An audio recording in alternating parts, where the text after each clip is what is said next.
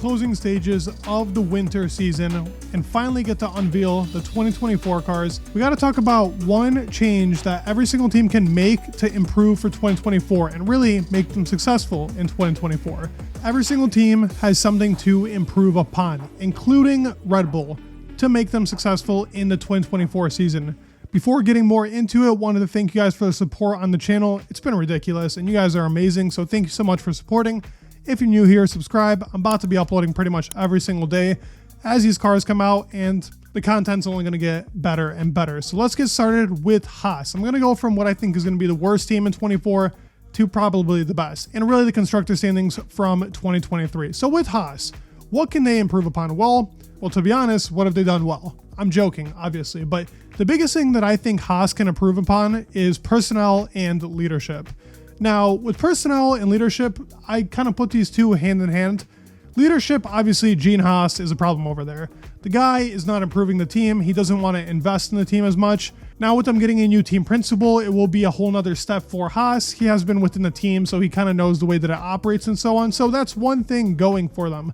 But a lot of other things, their pit stops are weak. And now somebody might add the pit stop equipment is old. Now, what does that have to do with? Leadership. So leadership and personnel, it's kind of a hand-in-hand thing. The team needs to still be better in pit stops regardless. They're off by a good margin, pretty much 2 seconds in their pit stops, which is pretty horrible. And I think this is the biggest thing that Haas struggles with. And obviously the butter shredder of the car that they had for 23 and 22, and will probably continue into 2024. They've already announced that their car will probably be the worst car in the grid for 2024. So those are reassuring signs for Haas fans. Now let's talk about Stake F1 team, or Alfa Romeo, however you want to resort to them, even Sauber. For Sauber, what I think they really need to do to step it up is an uptrend in development. Since they've been with that Alfa Romeo squad, all I can remember from this team is they start the year pretty well and end it pretty poorly. They don't have like an actual good development chart throughout the whole entire season. They've been good in qualifying a couple of times. Sometimes they really shock us. Sometimes it's kind of what you expect from the Alfa Romeo team. But they need that uptrend in development. They were really good in 22, fell back completely to almost the worst car by the end of 22, and in 23 they were nowhere to be found. So they got to uptrend in that development and actually work upon that. They have a new wind tunnel. Their personnel over there is good. They're hardworking people, and they need to show Audi that there are signs that this team can step up, even though it's kind of just a sponsorship team at the moment. Now let's talk about whatever you want to call them. VCarb, not saying the ridiculous Visa Cash App thing. I'm just going to call them Racing Bulls. And the first thing that came to my mind, since all this kind of controversy over the name is coming out, which I don't really think it's that big of a deal, to be honest. I know it's a pretty silly name, but if the car looks sick, if it's got that blue and green, I'll be super happy. Love it. I don't really care what the name is. And Racing Bulls is probably what we're going to call them anyways. So I kind of went with identity. I think the team is stepping up in development. I think the personnel is good over there. I think they're working a lot better now, going closer to Red Bull, even though I'm not a huge fan of them being so intertwined with Red Bull and being a sister team. So I think identity is big for them. They've always been known as the junior team.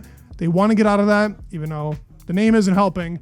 But I think identity is a big thing for them. They need to show themselves off why they are the Racing Bulls. What makes them different to every other team on the grid? Why do they deserve a spot on the grid? Hopefully that's something that they can show, and that would be a real successful season, in my opinion, for them if they make themselves stand out, because I do think the car will get a lot better this year.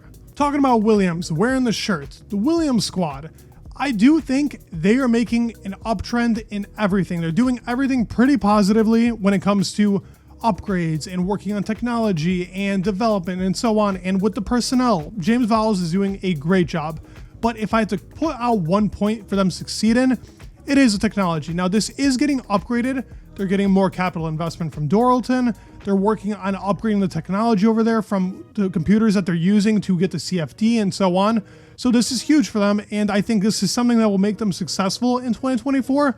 I do believe this team has a real uptrend in potential to really succeed in 2024. Next team to talk about is mid-peen. Why do I say mid? Because that's all that they are. They've always been stuck in that middle, and honestly, for them to succeed, I think they need to change everything. Now, I'm not saying this to be over dramatic. I would love for Alpine to really step it up and make themselves a really good team, but they do need to change leadership over there. the way that it's working in development, they've been behind in the cost cap. Obviously, the only thing I wouldn't change over there is pretty much the driver lineup. The driver lineup is pretty much perfect.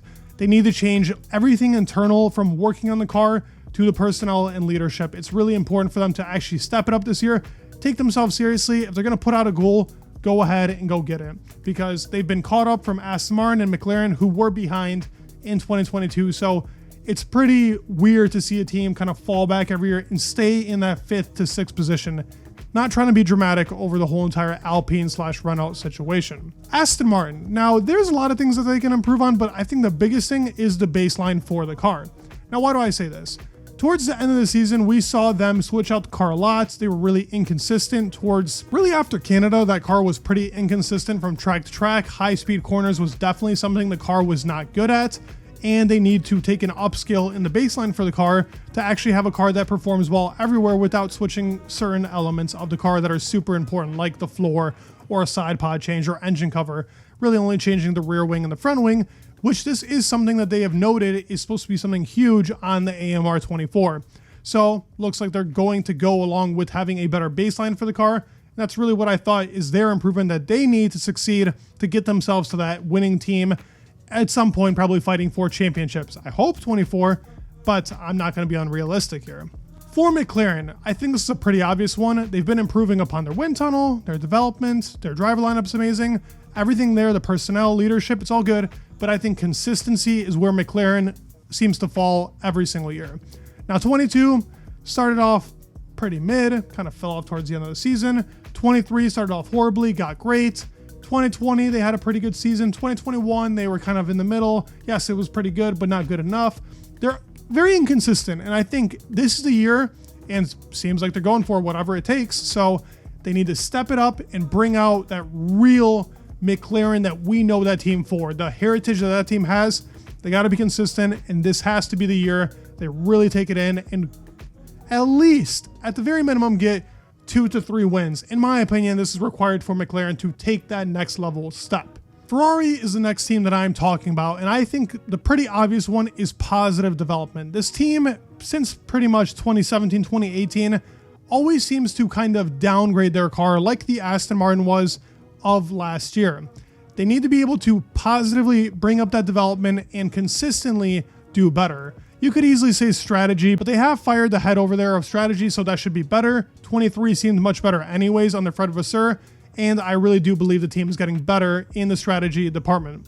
For Mercedes, I think this is also a pretty simple one. Speaking of strategy, that's definitely what Mercedes needs to step on it. And I kind of put it all in line with strategy and pit stops.